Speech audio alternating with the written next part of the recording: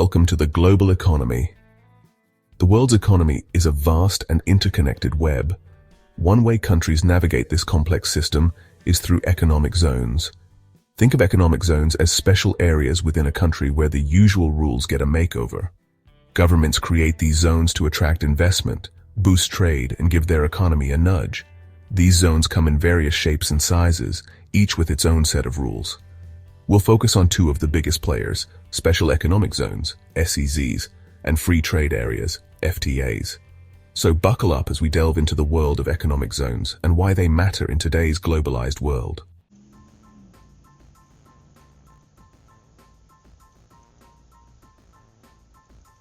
Imagine a place where businesses can operate with fewer restrictions, pay less in taxes, and enjoy simplified customs procedures. That's what economic zones aim to offer. Governments tailor the rules within these zones to attract specific industries or achieve particular economic goals. For instance, a country might establish a zone for manufacturing, offering reduced tariffs on imported raw materials and tax incentives. Another key feature is promoting trade by reducing barriers to imports and exports. This can lead to increased trade volumes, boosting economic growth, and creating new job opportunities. However, economic zones aren't without their critics, who argue they can lead to job displacement and environmental impacts.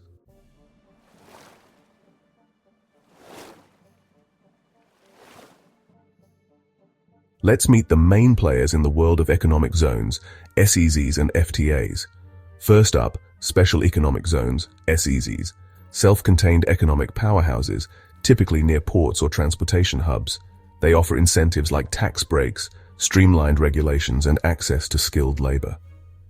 On the other hand, free trade areas, FTAs, focus on breaking down barriers to trade between countries. By eliminating tariffs and reducing other trade barriers, FTAs make it easier and cheaper for businesses to trade across borders. SEZs are geographically defined areas within a single country, while FTAs are agreements between countries.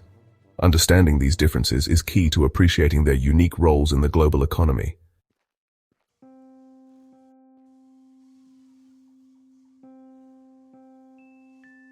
Let's dissect SEZs. Imagine a country like a giant monopoly board with a few squares designated as SEZs. These zones are chosen by governments, often in strategic areas like coastal regions.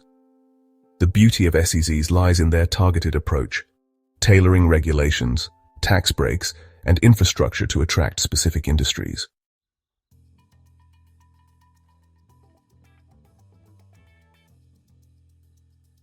Why move to an SEZ? Imagine a world with less red tape and a more business-friendly environment. SEZs offer tax breaks, reducing operating costs and boosting the bottom line. They also provide a streamlined regulatory environment, making it easier for businesses to set up and operate. SEZs often boast top-notch infrastructure, including reliable power supply and modern transportation networks. All these factors make SEZs incredibly attractive to businesses looking to expand or tap into new markets. It's like having a fully equipped office space with all the amenities you need to hit the ground running. SEZs are a siren song for businesses seeking growth and efficiency.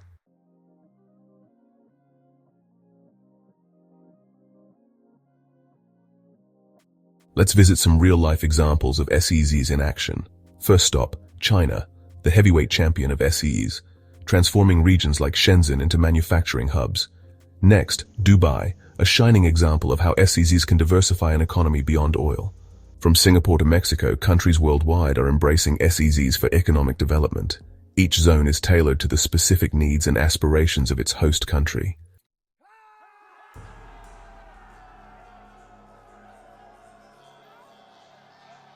SEZs aren't without their critics. Concerns include job displacement, environmental degradation, and exacerbating income inequality. It's important to manage these zones responsibly to mitigate potential downsides.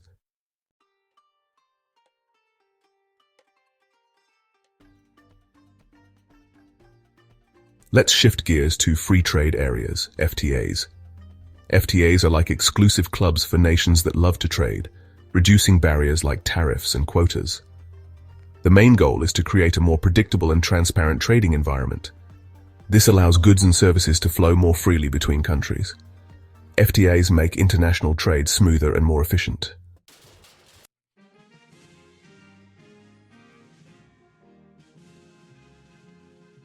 Why are countries keen on FTAs? The potential benefits are enticing. FTAs can boost trade between participating countries, leading to economic growth. They can also lead to lower prices for consumers by removing tariffs.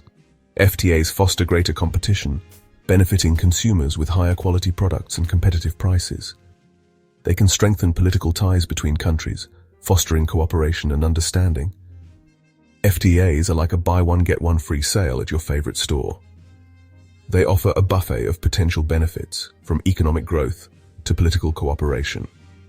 FTAs are shaping the way countries interact economically.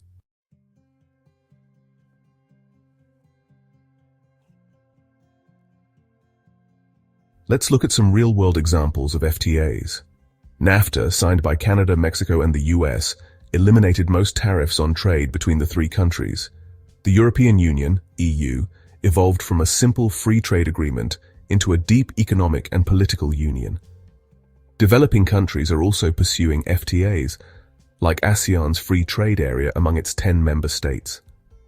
FTAs are diverse, each with unique features and objectives, influencing global trade.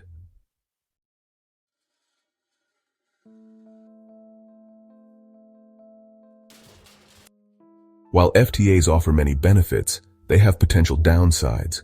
Concerns include the impact on domestic industries and jobs, environmental degradation, and the power of multinational corporations.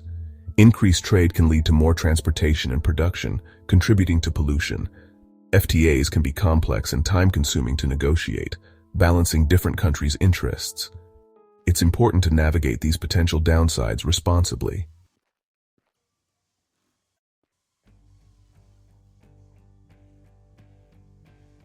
Special economic zones versus free trade areas, a tale of two zones. SEZs and FTAs aren't mutually exclusive. They can coexist and complement each other. SEZs are like laser-focused beams of economic activity, targeting specific regions within a country. FTAs are like taking down fences between countries, allowing goods and services to flow more freely. Both are powerful tools in a government's economic toolbox, each with its own strengths and limitations.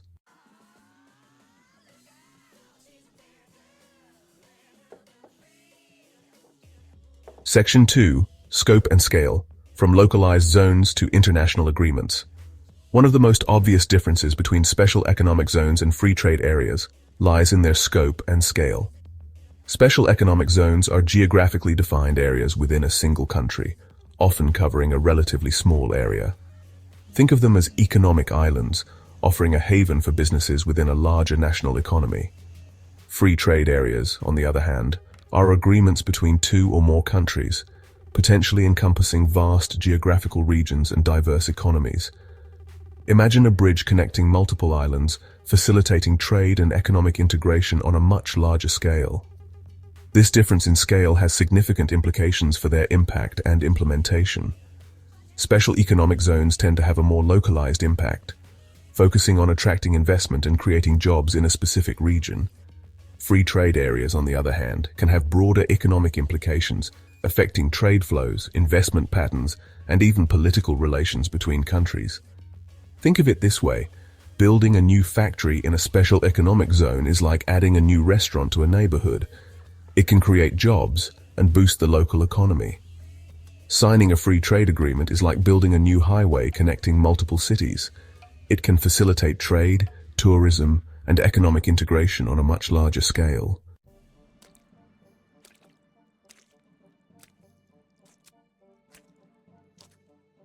Section 3. Policy Toolkit, Tailored Incentives versus Broad Brushstrokes. Another key difference between special economic zones and free trade agreements lies in their policy toolkit. SEZs often employ a targeted approach, offering a specific set of incentives tailored to attract certain industries or achieve particular economic goals. It's like a chef creating a custom menu for a special occasion, carefully selecting each ingredient to create a unique dining experience. FTAs, on the other hand, typically involve broader policy changes, such as reducing tariffs, harmonizing regulations, and simplifying customs procedures. It's like setting the table for a large banquet, ensuring that everyone has access to the same basic amenities and can enjoy the feast. This difference in approach reflects the different objectives of SEZs and FTAs. SEs are often used to attract foreign direct investment, promote export-oriented industries, and create jobs in specific regions. FTAs, on the other hand, aim to reduce trade barriers, promote economic integration between countries, and create a more predictable and transparent trading environment. Think of it this way. SEZs are like offering a discount coupon to attract customers to a particular store. FTAs are like lowering the price of admission to a theme park, encouraging more people to visit and enjoy all the attractions.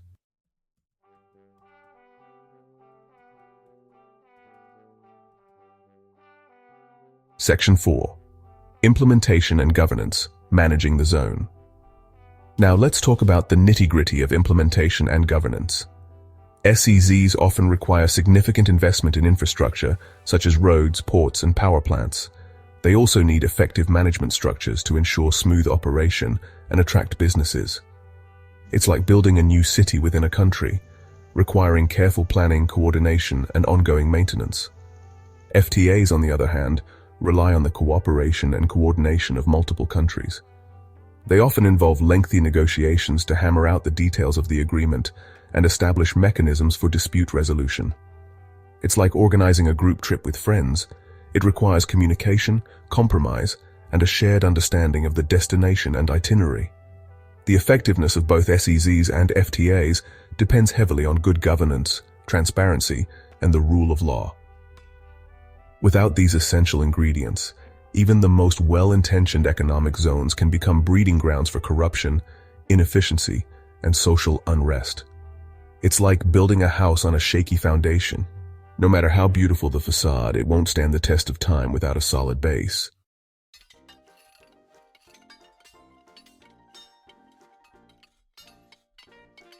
Section 5. Finding the right fit, choosing the best tool for the job. So which is better, SEZs or FTAs?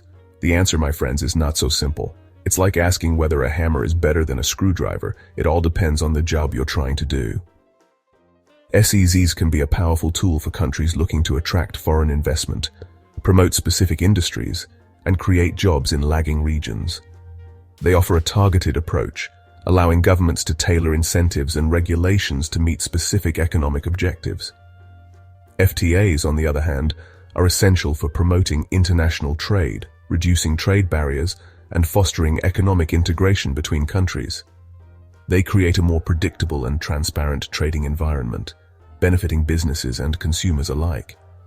Ultimately, the choice of whether to establish an SEZ, pursue an FTA, or adopt a combination of both depends on a country's specific circumstances, economic goals, and political considerations. It's like choosing the right tool from the toolbox. You need to assess the task at hand, consider the available resources, and select the instrument that best fits your needs.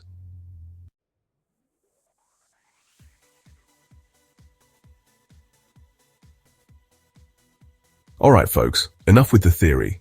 Let's roll up our sleeves and dive into the real world, where special economic zones, or SEEs, have transformed dusty backwaters into bustling economic powerhouses.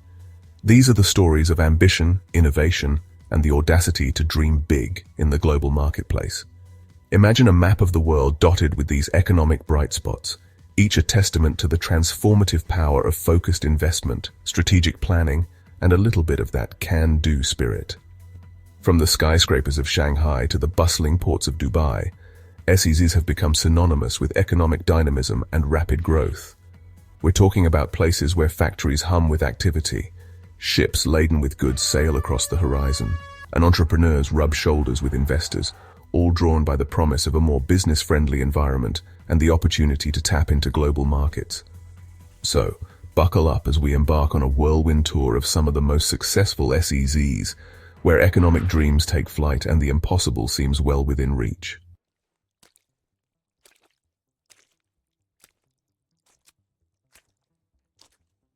First stop on our global CZ adventure, Shenzhen, China.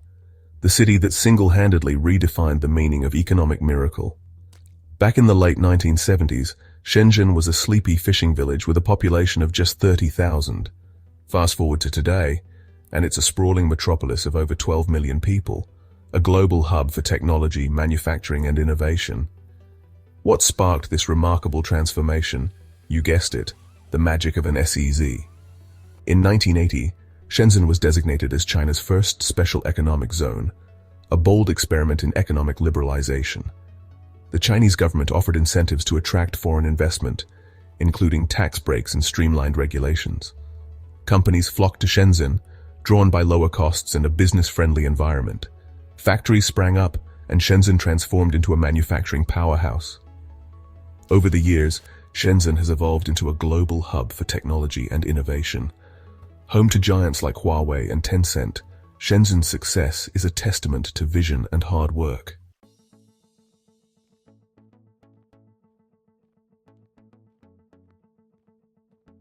Section 3. FTAs in action, tearing down walls, building bridges.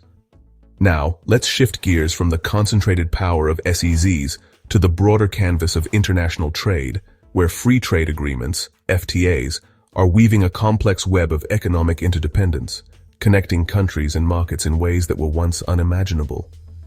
Imagine a world where goods flow freely across borders, tariffs are a distant memory, and businesses can tap into a global network of suppliers, customers, and partners. That's the promise of free trade, a concept that has been both celebrated and debated for centuries. FTAs are like bridges across the rivers of protectionism, allowing goods, services, and investments to flow more freely between countries. They are the diplomatic handshakes that break down barriers, the agreements that say, hey, let's do business together and see what we can achieve. From the bustling ports of Rotterdam to the high-tech corridors of Silicon Valley, FTAs have played a pivotal role in shaping the global economic landscape, fostering trade, driving innovation, and creating a more interconnected world.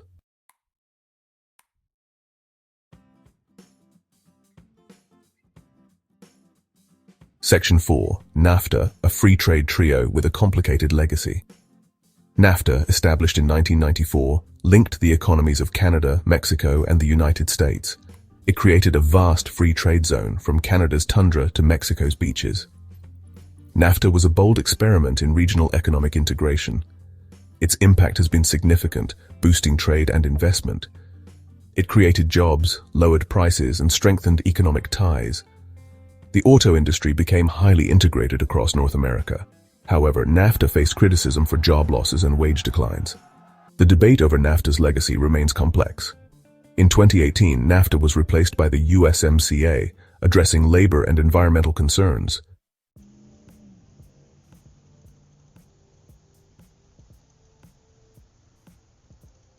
Section 1. The future of economic zones, navigating a changing world.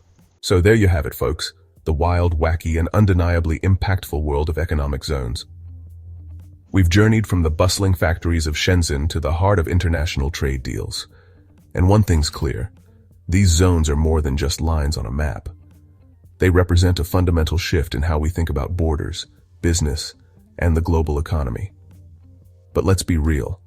The world's about as predictable as a toddler on a sugar rush. Globalization, technology, everything's changing faster than ever, and economic zones are caught in the middle of it all. The question is, can they adapt? Think about it. Automation's coming for jobs, trade tensions are simmering between countries, and sustainability's not just a buzzword anymore. It's a necessity.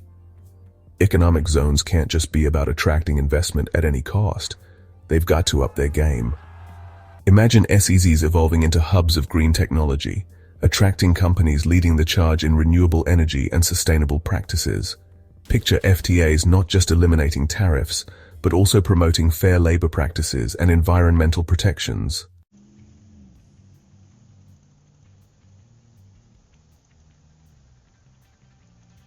Section 2. The bottom line. Economic zones and the pursuit of prosperity. The global economy is like a giant game of Monopoly. Everyone's trying to build hotels on Boardwalk, but not everyone starts with the same amount of cash. Economic zones are like those chance cards. They can shake things up, SEZs can turn a sleepy village into an economic powerhouse. FTAs create winners and losers. The system grapples with inequality and sustainability. Whether you're a factory worker, a CEO, or just someone buying coffee, economic zones impact you. They influence jobs, costs, and consumer choices. So next time you hear about a new trade deal or SEZ, don't tune it out. These zones shape our world. We must understand the stakes and ask tough questions. Push for growth with fairness and sustainability. We're all players in this global game. It's time to play smarter.